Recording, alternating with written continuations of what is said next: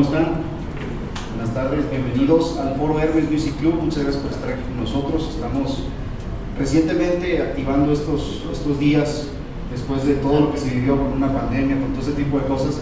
Nos incentivamos para tratar de todos los miércoles tener un pequeño evento aquí en el Foro Hermes Music Club, que vamos a ir innovando poco a poco. Nuestro punto es presentar talentos, presentar inclusive productos, o simplemente que la gente venga a presentar su disco, lo que sea. Todos los miércoles tenemos un evento en este foro. Bienvenido. Todos los miércoles tenemos un evento en este foro. En esta ocasión venimos a presentar los timbales LP, la versión de Tito Puente, y nos viene acompañando el señor Rubén Perea. Viene acompañado con dos. Un aplauso para Rubén, por favor. Viene acompañado con... Ahorita se van a presentar ellos, porque soy muy malo para los nombres, les pido una disculpa, pero ahorita vienen ellos a acompañarlo. Van a tocar aproximadamente, pues, no sé qué tiempo tengan ellos planeados, pero también nos van a dar una explicación buena de todo lo que ha sido para Rubén, sobre todo esta línea de LP. Y pues bueno, nada, bienvenidos a todos, disfruten mucho, y recuerden que nos vemos aquí todos los miércoles en el Foro Hermes Music Club. Mi querido Rubén, bienvenido, un aplauso para Rubén, por favor.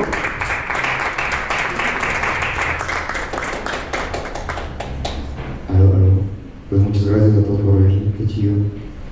Gracias a todo el equipo de Hermes, a Alex, a Pablo y a todos por el espacio. Muchas gracias. Y pues hoy estamos aquí para hablar principalmente del timbal, pero justo cuando me llamaron para hacer esta charla, yo le propuse a Alex contar un poco sobre la historia del timbal, que muchas veces no ha sido contada. Y pues quisiera compartirles algo de eso, la evolución del timbal, de cómo desde los años 10 o los años 20 viene avanzando hasta llegar a esta maravilla que tenemos aquí, ¿no? Este timbal tan legendario.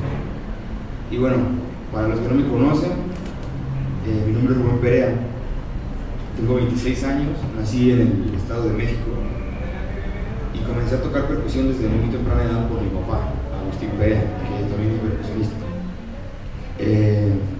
Desde muy pequeño, que será a los 5 años, por ahí, y a partir de los 11, o sea, él fue mi mentor desde los 5 años hasta los 11, 13 años, que comencé a trabajar con un grupo de uno de los mejores amigos de mi papá, que era un grupo de cumbia, y ahí comenzó mi carrera en este bellísimo instrumento. Más adelante, cuando cumplí 17 años precisamente, conocí a uno de los timbaleros más extraordinarios que hay actualmente, Patricio El Chino Díaz, y tuve la oportunidad de estudiar con él durante 4 años, donde aprendimos un montón de cosas, sobre todo de la historia del timbal. Fue ahí donde nace mi interés, más allá de aprender a ejecutarlo, sino de dónde venía o qué pasaba con todo eso, porque pues eran dudas que yo tenía. Y más adelante, en el 2018, gracias a otro amigo, Kevin Chávez, tamborero, él me hace la invitación me muestra que existe el Festival del Tambor en La Habana en el 2018. Voy, participo en 2 categorías, que es conga y timbal, y quedo finalista en ambas categorías, pero solo salgo premiado en la del timbal con el segundo lugar en el 2018.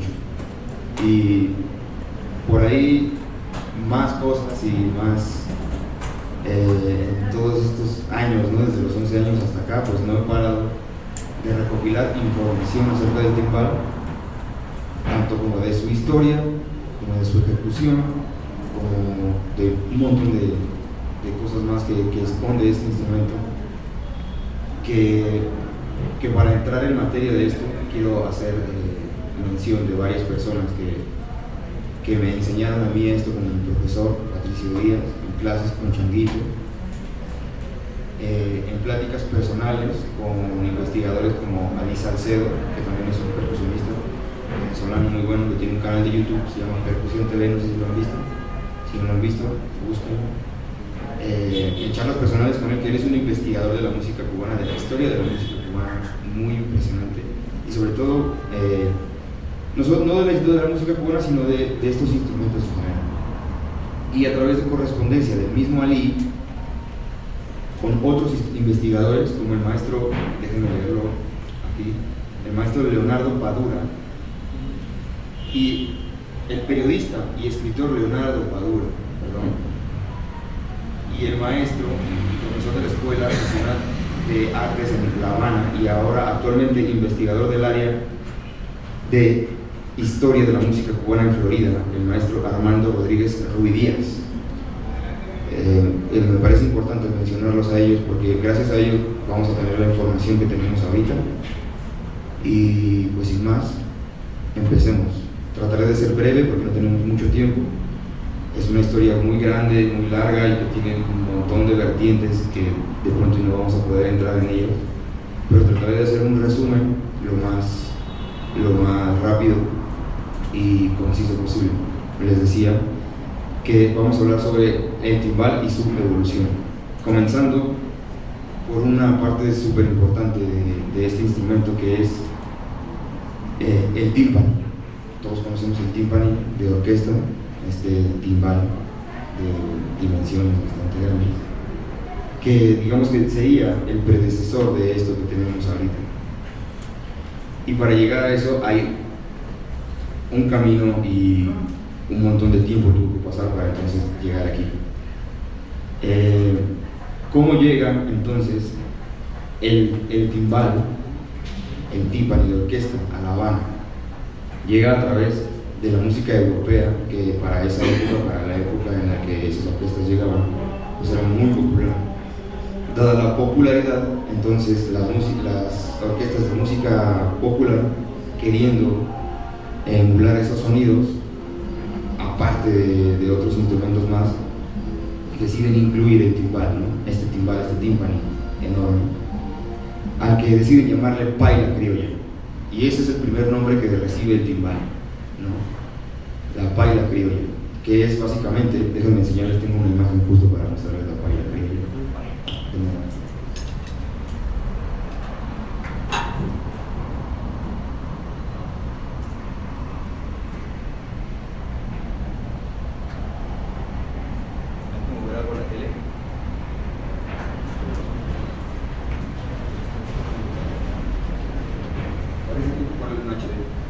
Pero bueno, aquí vamos a poder ver lo que sería la paila criolla, que era básicamente el mismo timbal que ya está, del que estábamos hablando, pero una versión más pequeña, entre comillas, porque seguía siendo grande, seguía teniendo un gran tamaño, y como su nombre lo llamó, seguía siendo una paila, ¿no?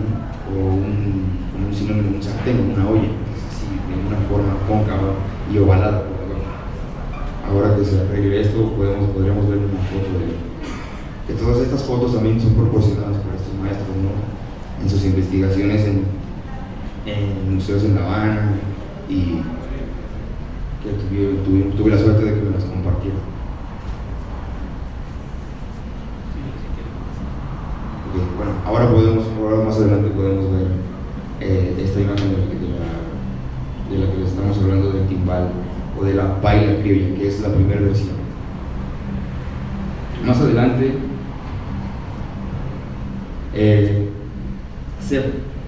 a ver qué pillado ya está.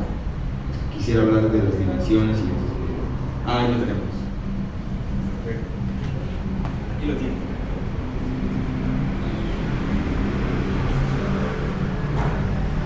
Creo que se cambió.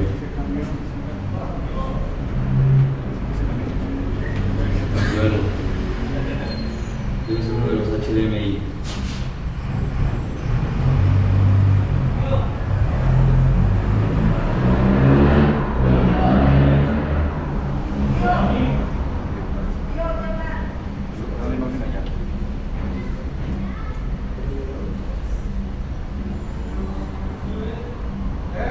Bueno, ahora seguimos con eso. La paila criolla se incluye en lo que vendrían siendo las orquestas de charanga. Mira, aquí lo tenemos. Vamos a regresarnos un poco a hablar de las dimensiones de este instrumento. Ahí se puede ver claramente, ¿no? Eso es una orquesta de charanga, me parece que de los años 10, por ahí. y tienen una paila criolla tal cual. Ahí se puede apreciar claramente cómo es esa forma, esas llaves gigantescas, y aunque son más pequeños que un timpani, continúan siendo grandes. Entonces aquí tenemos una orquesta de charanga, que las orquestas de charanga eran las que tocaban danzón y que tocaban posteriormente cha-cha-cha y se fueron convirtiendo en más cosas. Estos son el tipo de vertientes que les digo que pueden existir y que podríamos ahondar un poco más ahí, pero por cuestiones de tiempo no podríamos ahora mismo. Entonces tenemos aquí la paila criolla, que después, dada la popularidad de estas orquestas, tenían que moverse de fiesta en fiesta, de evento en evento, entonces había que moverse y andar cargando 2 pailas de 50 kilos no era la mejor idea. Entonces, para esto entra la siguiente teoría. Hay una cosa que no hice hincapié y que me pidieron estos maestros que hicieran, que estos son hipótesis y son teorías dadas las investigaciones de estas personas, y que de pronto pudo haber existido otra historia u otras cosas, pero esto fue lo que ellos encontraron, porque lamentablemente para esa época pues no había gente diciendo hoy es el día que se toca el primer danzón. Pues no, eso no estaba. Pero bueno, sigamos. Dada la popularidad, les decía, se tenían que mover, tenían que buscar la manera de cómo hacer esto más pequeño. Aquí es donde entra algo muy interesante y que en lo personal no sabía hasta hace muy poco, que el intercambio entre Nueva Orleans y La Habana sí, estuvo muy latente. Había un buque que entraba y venía. Entonces eso indica que la llegada de la música del jazz pudo haber sido por ahí. Y en ese momento eran los años 10, principios de los años 10. Entonces esta teoría apunta a que estos buques traían consigo músicos o tríos o cuartetos de Dixieland, de Charleston, de Foxtrot, de toda esa música de la época, y no viajaban con la batería completa, tenían solo la tarola o el redoblante aquí enfrente. Y eso se cree que fue como la solución que le dieron las orquestas de charanga para tener ahora un timbal más pequeño, más reducido. Y tiene mucha similitud, es ahí donde el timbal comienza a tener mucha similitud con una tarola, tanto como en el timbre, como en el tamaño, como en sus materiales, como en sus tensores. Y ahí toman esta tarola y lo convierten ahora en estas pailas, y que sería como, digamos, la primera aparición del timbal como lo conocemos ahora, que ahora les voy a poner una imagen de esto para que vean que sí, tiene mucha similitud con una tarola. Aquí lo tenemos. Aquí pasa, este es un ejemplo muy claro de esto. Esta es una orquesta de charanga también, en la que aquí ya hay un timbal más parecido a lo que tenemos aquí, pero sigue teniendo estas llaves, así como para afinarlo manualmente, pero ya tenemos algo muy cerca. Pero también podrán notar que para ese entonces no había campana, ni tampoco había conga. Es decir, que la parte rítmica solo era llevada por el güiro, que ahí se alcanza a ver, y el timbalero. Y para esto me gustaría mencionar algunos de los timbaleros de esa época, que tocaban la paila criolla, como Manengue, o su nombre es Reyes, ahora mismo no recuerdo el nombre de Manengue. Bueno, yo solo recuerdo su apodo, Manengue, timbalero por muchos años de la orquesta de Tato Alfonso. Esos son datos así que se me está acordando ahorita. Pero bueno, quería mencionarlo a él. También quería mencionar a Pascual Hernández, que es un timbalero de esa época, y que bueno, yo nunca los había escuchado, y ahora que tengo la oportunidad de hablar de este instrumento me parece muy puntual hablar de ellos, porque al menos para mi entender de este instrumento tenemos que recurrir al pasado, y esto es una parte de ello, ¿no? Sigamos. Aquí se puede ver claramente, ¿no?, que ya tenemos esta forma ya más pequeñito, ya se podía viajar, ya se podían hacer cosas, Y entonces, este cambio sucede como a finales de los años 20, donde entonces comienzan a entrar las orquestas de charanga y también comienza el danzón con la orquesta de Arcaño, así se llamaba esa orquesta de esos años. Y ahí es donde la paila criolla y todo esto empieza a tener ese auge, ¿no? Ya más de esas grandes orquestas. Y pues hacía match muy bien con la sonoridad de la charanga, que repito, las charangas se pueden identificar porque son orquestas que tocan flautas, que tocan cuerdas, y en algunos casos hay metales, pero no en todos los casos. Y la orquesta típica, que también utilizaba la paila criolla y los timbales, era no lo mismo, sino otra versión de un ensamble con metales. Ahora, en vez de que predominaran las cuerdas, ahora predominaban los metales en las orquestas típicas. Entonces, eso hizo que al pasar el tiempo surgiera el mambo y el cha-cha-cha, que es una cosa súper importante para este instrumento. Para esos años le otorgan una sonoridad, o sea, el timbal le otorga la sonoridad a esos ritmos, es decir, sin timbal no hay mambo y sin timbal no hay cha-cha-cha. Es un sonido que está ahí marcado. Entonces, esto posiciona al timbal en un lugar mundial, básicamente. A partir de eso, de que el cha-cha-cha y el mambo se vuelven un boom gracias a Pérez Prado, a Benny Moré y a todas estas orquestas que conocemos, se vuelve un boom que llega a permear el mundo entero, literalmente. Tan literalmente que llega a Hong Kong. Esto es como un dato así súper random, para que sepan, digamos, las dimensiones que alcanzó este instrumento y hasta dónde llegó esa música. En el año 58 en Hong Kong había un concurso de baile al que asistió Bruce Lee, y el campeón de ese concurso de cha-cha-cha fue Bruce Lee, y aquí les tengo una foto de eso.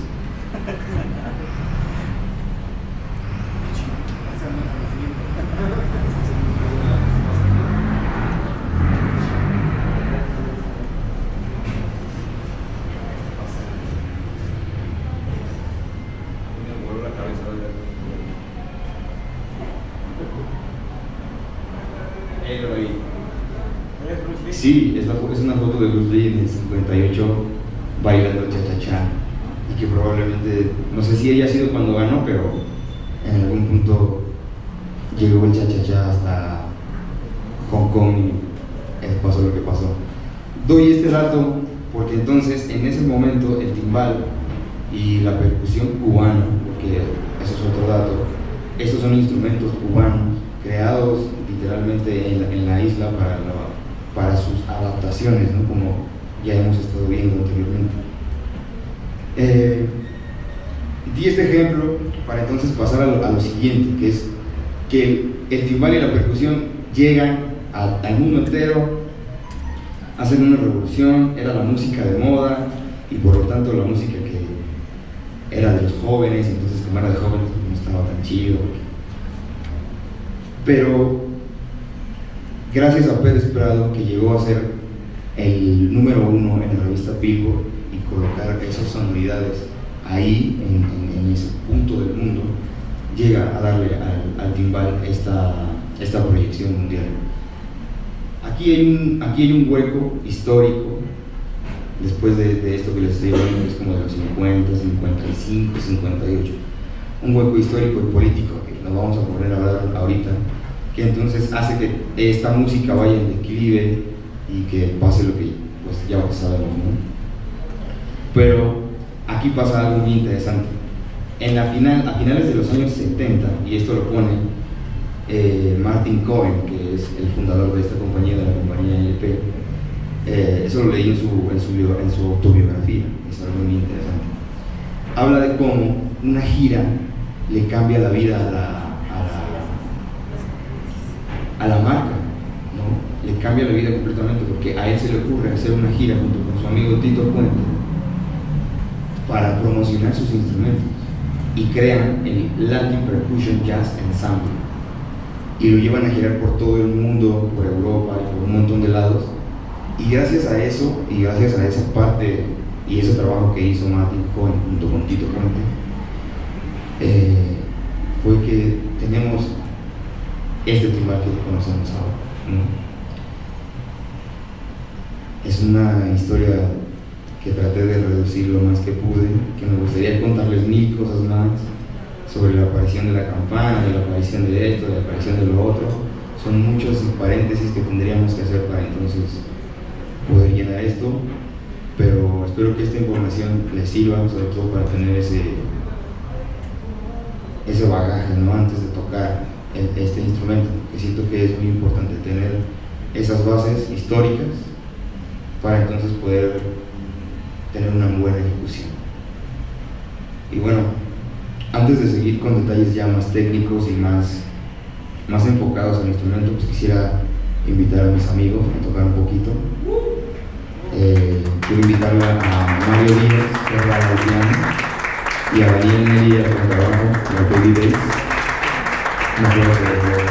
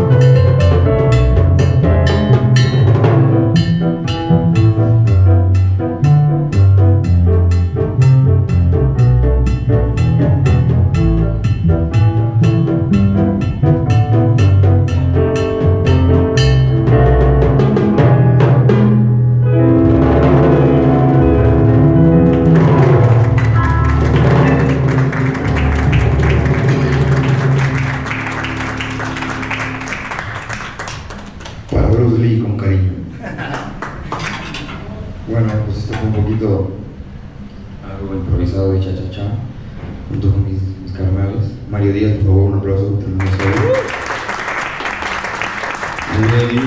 Daniel Neri. Bueno, pues para continuar, que ya no tenemos mucho tiempo, me gustaría hablar ahora de algunos aspectos de este timbal en específico. Como podemos ver aquí, tiene unas medidas que no son las, digamos, más comunes. Las medidas más comunes son 14 pulgadas para este tambor que está aquí, que lo vamos a llamar macho, que es un sonido más agudo, y para la hembra tendríamos un 15. Y en este caso es muy peculiar, porque entonces es la misma razón por la cual ahora tenemos este timbal más pequeño, por la misma razón por la que hicieron la paila grande para transportarse. Ahora el 14-15 ya tenía un tamaño que no se adapta. Entonces ahora la adaptación que hizo LP de ese timbal, que para esta época algunos consideran ya más, es que está grande y que no pueden cargarlo, hicieron esta versión más pequeña, que es 13 pulgadas para el macho, 14 pulgadas para la hembra.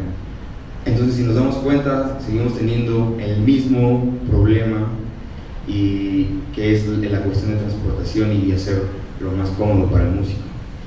Y en este caso LP nos otorga este timbal ergonómico, de buen tamaño, que cabe en una funda, al menos que será de una tarola profunda, ahí cabe perfectamente y resuelve esos problemas de espacio sin quitar la sonoridad que ya nos tiene acostumbrados LP.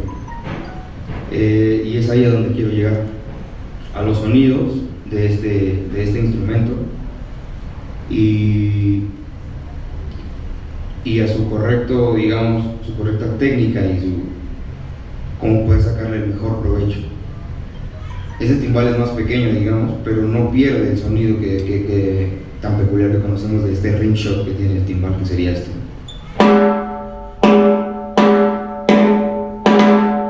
Rim shot, que pues en la batería se le conoce igual en la batería, ¿no? Que es una versión de golpear el aro y el parche al mismo tiempo, ¿no? Entonces tenemos el rim shot del timbal. Sonido peculiar, súper peculiar de este instrumento. Y tenemos el sonido al centro, ¿no? Que para esto necesitamos tener mucho cuidado a la hora de sonar el instrumento, tener un rango en específico dentro de las dos pailas para mantener un sonido uniforme y no disparado. Es decir, si vamos a tocar al centro vamos a obtener este sonido firme, pero si hacemos lo contrario o no mantenemos eso, pues obtendremos otros sonidos que igual se podrían utilizar, pero que no sería lo ideal, como tocar aquí. ¿Ven la diferencia? Aquí no hay tanta, no resuena tanto.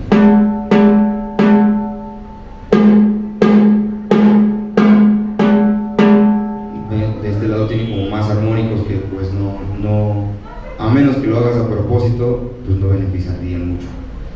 Y de este lado tenemos exactamente lo mismo, solo que al centro, nada más. En algunos casos hay rim shot, pero es más como una especie de efecto que entonces tú quieres dar.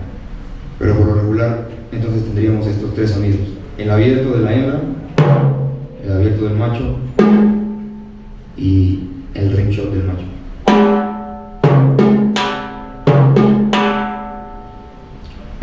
Se me pasó a decir algo del rim shot, que es muy importante. Para obtener un buen sonido del rim shot, primero tenemos que tener una buena posición en el timbal.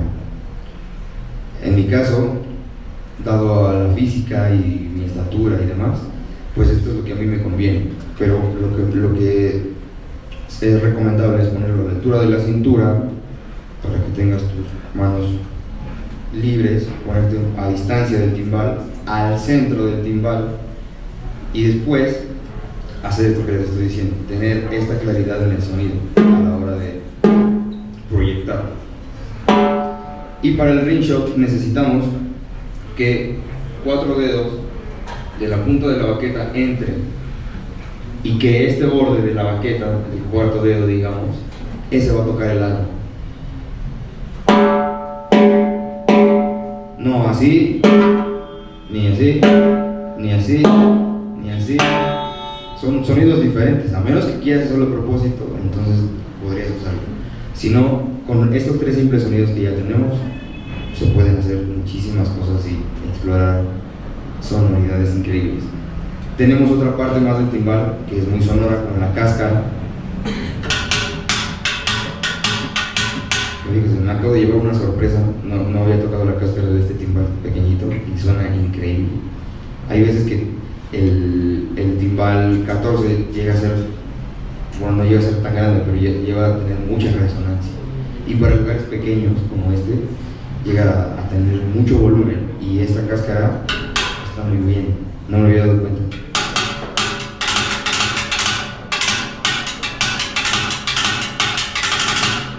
Entonces, también quisiera hablar del sonido de la cáscara y de cómo sacar el buen provecho, porque estos instrumentos están hechos para justo pues golpear desde este lado y tener este sonido que yo lo tomo como un cha, suena como un cha.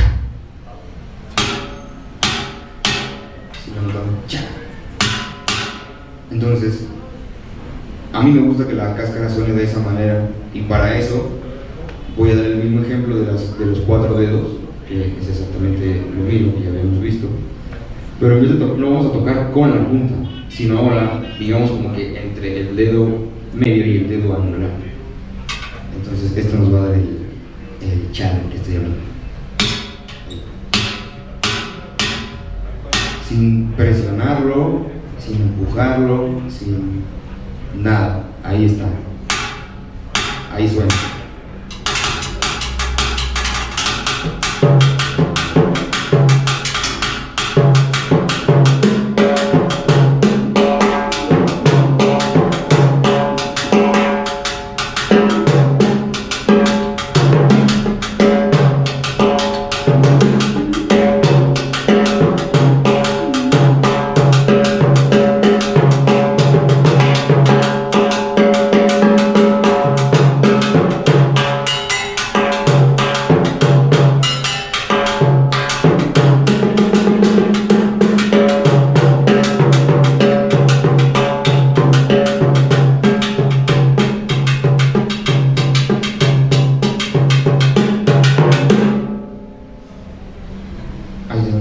Suave con los 3 sonidos: la cáscara, el sonido de la hembra, tratando de mantener ese sonido, porque pasaría lo mismo si golpeamos, digamos, saliendo de nuestro perímetro ya marcado. Hay otro sonido.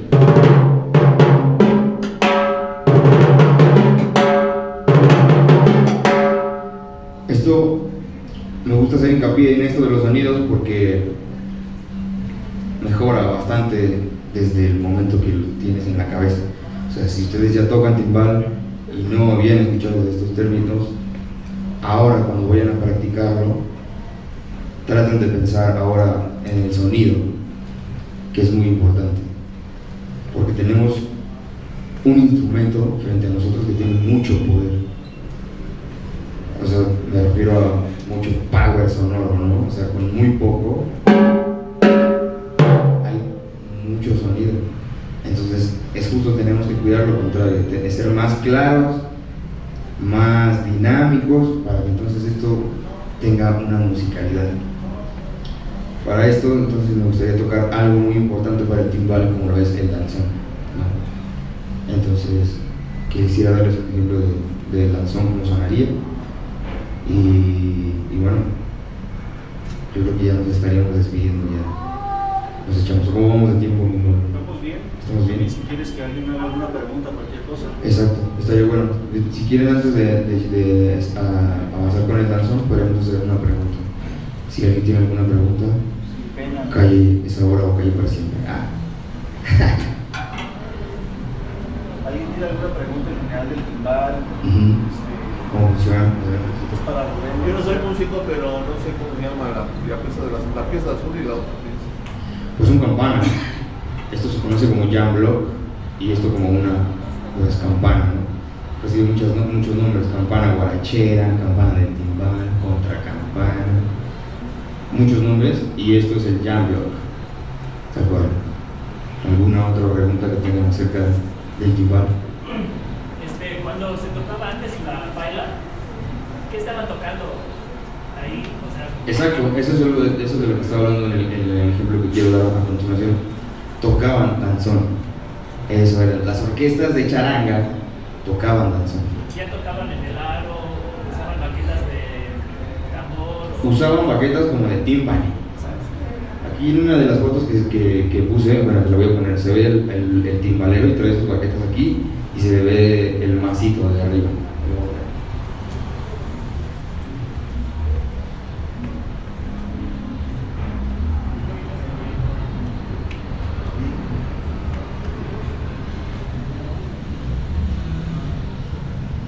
Mira, ahí se ve. Entonces, tocaban danzón, pero era mucha influencia la que tenían de timpani.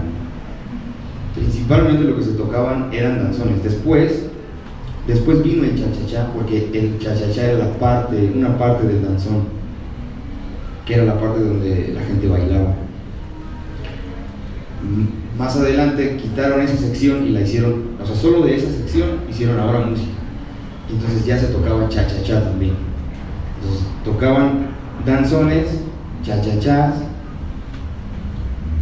hasta la incorporación de la campana, que eso es otra historia que me encantaría hablarles más profundamente, pero se remonta a Manengue, que ya habíamos hablado de él al principio, fue uno de los timbaleros que mencioné, y se le atribuye a Manengue la entrada de la campana, por ejemplo, ¿no? Ya más adelante, que cuando se incluyó el cha-cha-cha. Entonces básicamente lo que tocaban en la época que era considerado música popular, era danzón y su evolución después, ¿no? Pero todo empezó por el danzón, y el danzón comenzó por la contradanza francesa, que esa es otra historia también, ¿no? A partir de la guerra de Haití, este cotorreo. Pero bueno, ¿alguna otra pregunta? ¿Alguien más, amigos? ¿Alguien más? También para nosotros, las personas de Hermes, si tienen preguntas inclusive del costo de estos timbales, lo que sea que vean aquí.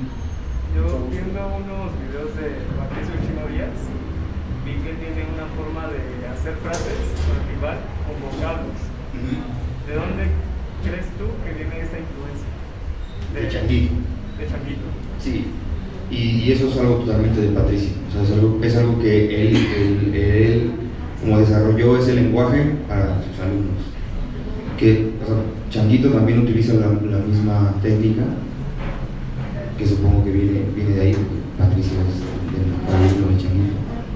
Entonces, pero esos vocablos y solfear el instrumento más bien, ¿no? El Patricio lo hace con pe, pa, te, ta, to, entonces es increíble. Pues sí. ¿Alguna otra pregunta más? ¿Qué método recomiendas o qué método tú has estudiado para tocar timbal? No rudimentos, o sea, no de técnica, sino para ensamblar, puede ser bicho, no sé. Sí, te entiendo. Es una pregunta muy interesante, porque justo de eso es de lo que no hay mucha información. Exactamente. Es de lo que hablaba al principio, que toda esa información y todo eso se ha ido recopilando a lo largo de los años, ¿no? Y no hay un libro que entonces tú digas, este es el libro del timbal. Como la batería, pues hay varios Sí, métodos. sí, exacto. Tocas un punto muy importante, la batería. O sea, la batería tiene incontables libros. El timbal tiene muy pocos y de muy pocas personas, es decir, que no existe ese debate. O sea, hay algunos, pero no son Sí, te podría recomendar unos como el libro de Changuito, por ejemplo. Cualquier libro que Changuito haya sacado son súper buenos, pero hablan de ritmos, hablan de un montón de cosas, o sea, no se enfocan en exactamente como lo que tú estás diciendo. Exactamente. Sí, tal cual. O hay veces que hacen patrones que no son. Porque Sí. hay métodos que hacen chachitas que no, cha-cha-cha. Pues O eso, sea, es fusión, es una variación. sí, ya son variantes y esas cosas. Y en esta música sucede mucho eso, porque Exactamente. hubo un lapso de tiempo en el que se perdió demasiada información. y que ahora se está, gracias a investigadores como Ali, que ustedes lo pueden buscar, siguen en sus redes, Ali Salcedo es uno de los investigadores sobre la percusión cubana más grandes que hay Por ejemplo, actualmente. Danzón como Acerina y su danzonera era verdadera danzón, ¿no? Pues más bien esa fue la herencia, ¿no?, cubana, que llegó a México, que se quedó. Porque ahora mismo, porque en Cuba el danzón ya no, o sea, es como patrimonio cultural, ¿no? Es algo que ven como algo muy antiguo y que ya no hay siquiera danzoneras, habrá muy pocas. Aquí es donde hay más, yo creo. Entonces, pues me gustaría poder responderte esa pregunta de si este es el libro, pero lamentablemente no lo hay, pero sí hay mucha gente que tiene información, ¿no? Como Ali, como estas pláticas, como Patricio, como Changuito. Hay muchos videos donde ellos hablan sobre todo de la historia del instrumento, de los ritmos, de quién se le atribuyen, de toda esa información. Así es como yo he ido recopilando lo que sé hasta el momento, no en un libro puntual donde puedes verlo todo. ¿Alguna otra pregunta? Yo, aquí el chavo había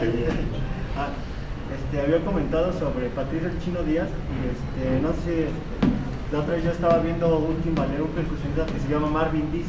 Claro. Marvin Diz, entonces hice como que una analogía con Patricio el Chino Díaz porque igual hace como que mucho lenguaje. Sí. No sé si la influencia también venga de Changuito. Pues básicamente todo lo que tocamos del timbal es una influencia de Changuito, del timbal a la actualidad.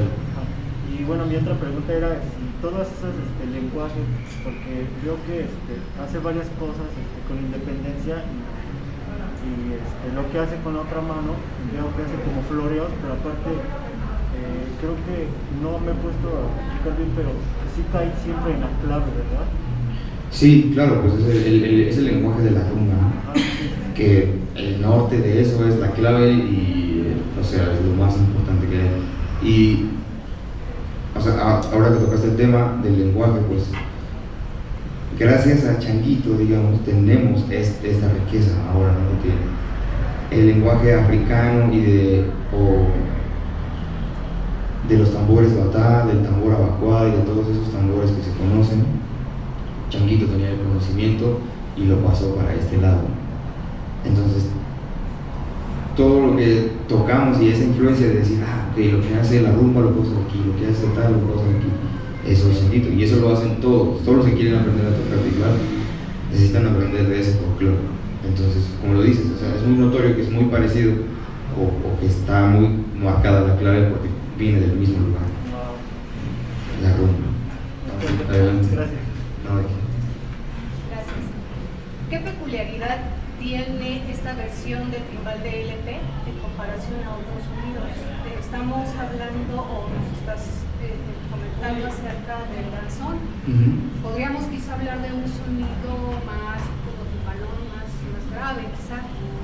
¿Qué ofrece el timbal en estas generaciones contemporáneas que tienen un vago, a lo mejor, información acerca de la salsa contemporánea? ¿Qué nos ofrece esta versión? ¿Qué tiene peculiaridad? ¿Qué es peculiar de esta versión en comparación con otros timbales que hay? ¿Y qué se nos puede ofrecer a estas nuevas generaciones que se están formando como músicos? Ok. Pues las peculiaridades de las que yo podría hablar de este timbal es la misma peculiaridad que la que veníamos hablando, esta reducción. Se redujo en tamaño y eso, al menos para mí en mi caso que llevo tiempo tocando, estar cargando y llevar tu instrumento, a veces en cuestiones de logística cuesta. Y este timbal tiene esa peculiaridad, es pequeño, es compacto y algo muy chido es que no pierde el sonido. Un timbal más grande obviamente tendría un sonido más grande, pero con los tamaños que tiene, cumple perfectamente con lo que puedes hacer con un timbal y te puedes hacer un gig rápido, ¿no? Puedes ir a tocar a un lugar pequeño como este que está aquí, en que no necesitas tener mucho poder ni microfonearlo. Entonces el único micrófono que hay aquí es este, y este no tiene micrófono, seguro lo escucharon allá afuera hace rato, ¿no? Entonces tiene muy buen sonido este timbal. Eso es lo que diría que ofrece, ¿no? para la comunidad del instrumentista. ¿Y cuál era tu otra pregunta? Claro, enfocado en cuanto al sonido, ¿qué puede ofrecer el sonido, en este caso del timbal? ¿Dónde podríamos encontrarlo? Esa es tu pregunta. ¿Qué ofrece el timbal a las nuevas generaciones hablando de salsa contemporánea? Ok, Como este. pues es siento que lo que estás hablando, o sea, lo que entendí, pues ofrece una oportunidad, ¿no? Como la que me dio a mí, tal cual. Es un instrumento del que literalmente me enamoré desde los 7 años y vi una oportunidad de querer aprender algo y que aquí sigo. Entonces, no solo el timbal puede ofrecer eso, sino cualquier instrumento, ¿no? Y para cualquier persona que quiera aprenderlo, pues es un momento, y sea joven o no sea joven, si quiere aprenderlo, es el momento, no hay otro. Estamos aquí para eso. El inicio de tu sesión tuvo mucha historia, platicaste historia muy breve, pero todo muy interesante. Nosotros, de este lado del mar, no conocemos toda esa historia, ¿no? ¿Cómo fue tu trayecto? Ya nos platicaste un poco de ese trayecto, pero ¿qué tan importante ha sido recopilar toda esa historia para llegar a un concurso y ganar el segundo lugar en este gran instrumento, siendo que ellos nacen escuchando esta música, tienen toda esta música a mano, tienen a los referentes históricos de este instrumento? Daniel Ponce, que me dice que es tu amigo, Sí, claro. tiene un libro que sacó respecto de este trayecto musical, y me doy cuenta que la historia es súper importante. Sí. ¿Cómo es que deberíamos nosotros seguir ese camino de la historia que tú has seguido? ¿Por dónde nos recomendarías? Bueno, yo me lo encontré coincidentemente con Daniel, pero tú ¿cómo nos recomiendas agarrar este camino de la historia? ¿Por dónde hay que empezar? Ok, qué buena pregunta. Pues yo te voy a hablar de mi experiencia, ¿no? De cómo fue que yo empecé y qué fue lo que sucedió. Como lo conté al principio, o sea, gracias a mi papá o a mis padres, mi mamá también, que está aquí presente.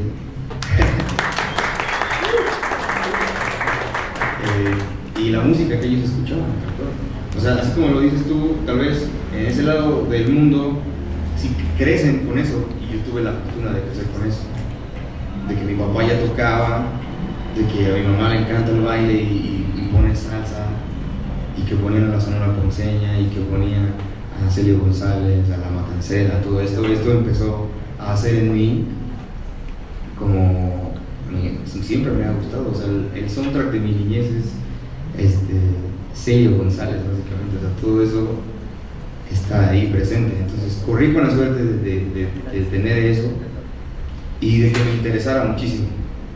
Entonces yo empecé por la percusión y siento que es por donde se tiene que comenzar si se quiere aprender de la historia de esa música, porque simplemente porque estos instrumentos fueron creados, ¿no? Ahí y para esto. Entonces partir de ahí me parece un lugar ideal, ¿no? Si lo quieres ver así.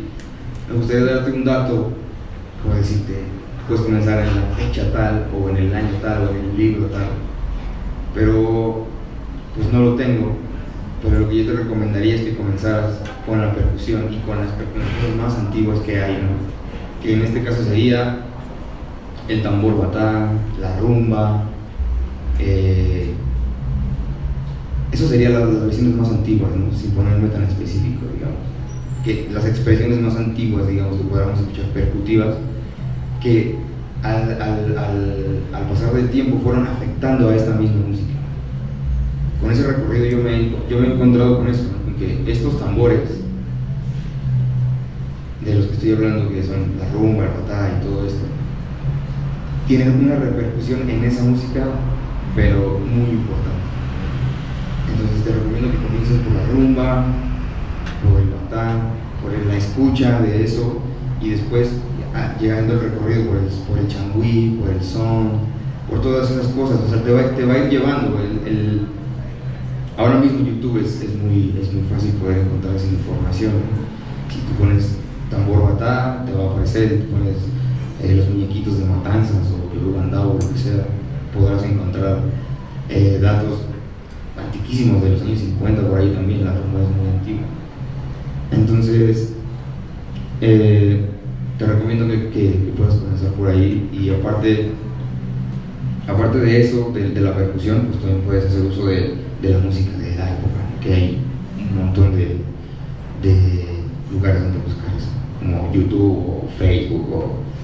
Hay una página que ahora mismo no me acuerdo el nombre, pero se las voy a pasar, ahorita me voy a acordar, que se llama Gladys, no me acuerdo, pero es una señora que tiene un acervo de música cubana grandísimo.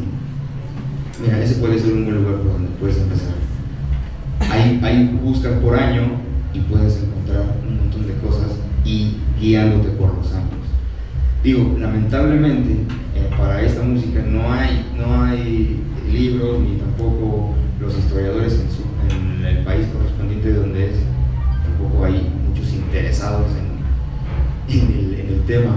Entonces, pues yo no sé cómo fue que me interesó a mí, pero aquí estamos. Espero que te haya servido mi respuesta, hermano. Muchas gracias. Gracias a ti. Y pues bueno, quiero tocar un poquito de danzón para dar ese ejemplo de la sonoridad del timbal en el danzón. Y seguimos para adelante.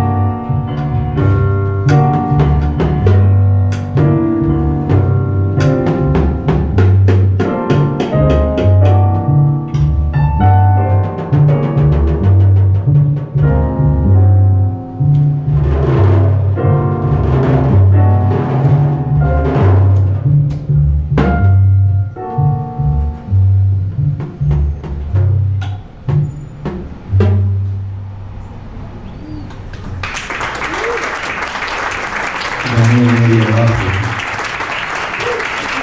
María Altiano. Mi nombre es Ramón Perea. Muchísimas gracias a todos por haber venido, de verdad. Estoy muy contento. Y pues nada más agradecer a Alex, a Pablo y a toda la gente de Hermes Music. Muchas gracias. Muchas gracias. Muchas gracias a todos por haber venido a acompañar aquí a Rubén el día de hoy. Querido Rubén, parte de todos tus amigos de Hermes Music, muchas gracias. Mario y Daniel, no tenía el gusto de conocerlos hasta el día de hoy, pero muchas gracias por también haber venido a acompañar a Rubén. Recuerden que todos los miércoles tendremos actividades aquí en Hermes Music Club, en el foro. La siguiente semana, antes de despedir aquí a los compañeros, les comentamos, tenemos al guitarrista Roberto Arballo Betuco, que es una leyenda, probablemente muchos aquí los conozcan, probablemente no.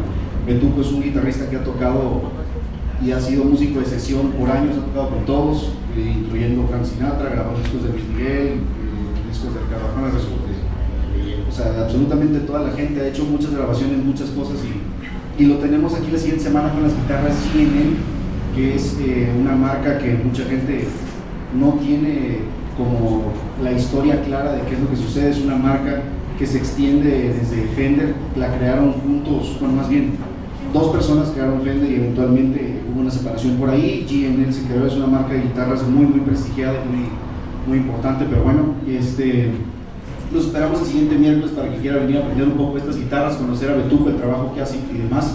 Y pues de entrada, una vez más bien de salida, me puse a este lado para no estorbar aquí a los muchachos. Mi querido Rubén, muchas gracias por tu asistencia de este lado. Te queremos dar un pequeño reconocimiento de parte de tus amigos de Hermes Music para empezar.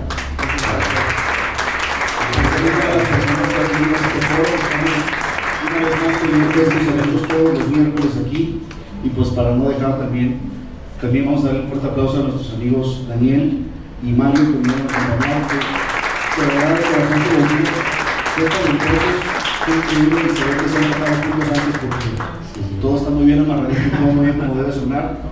Y pues también para que monitores mejor tus grabaciones, mi querido Rubén, de parte de tus amigos de Hermes Music. Qué chido.